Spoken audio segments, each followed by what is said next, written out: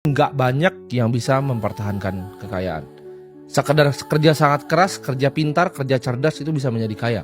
Bahkan hoki pun ada yang menjadi kaya. Tapi untuk mempertahankan kekayaan itu membutuhkan skill. Dibutuhkan kebijaksanaan dan pola pikir ya untuk lu bisa mengelola uang lintas generasi.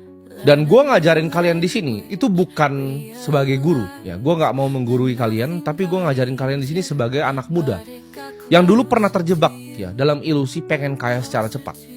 Pengen kaya cepat itu kan tabrak semuanya, langsung kaya roket aja sampai ke atas.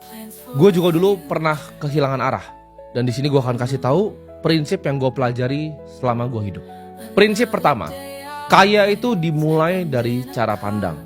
Kaya itu bukan sekedar hanya angka, tapi kekayaan itu justru pola pikir apa yang ada di otak kalian.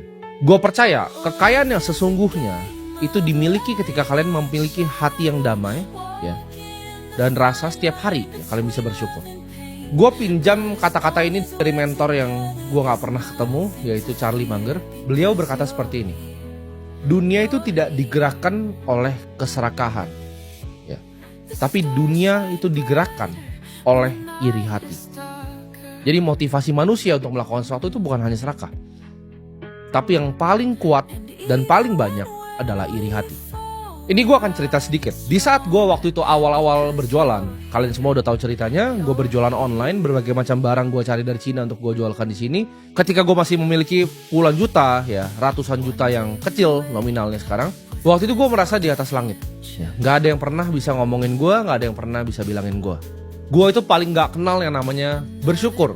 Ya, gue selalu iri ketika gue lihat orang yang lebih hebat dibanding gue, orang yang memiliki uang lebih banyak dari gue.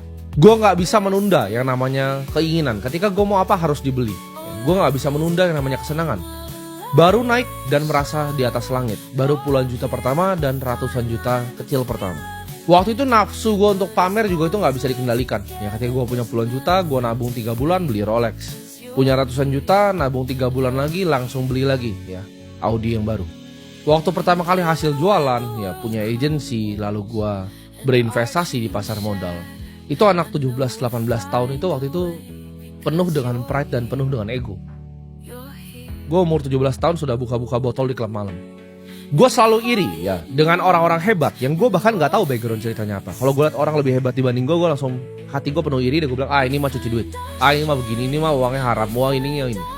Gue sombong sekali dan arogan sekali ketika gue tidak tahu apa-apa. Kalian harus camkan ini di hati kalian.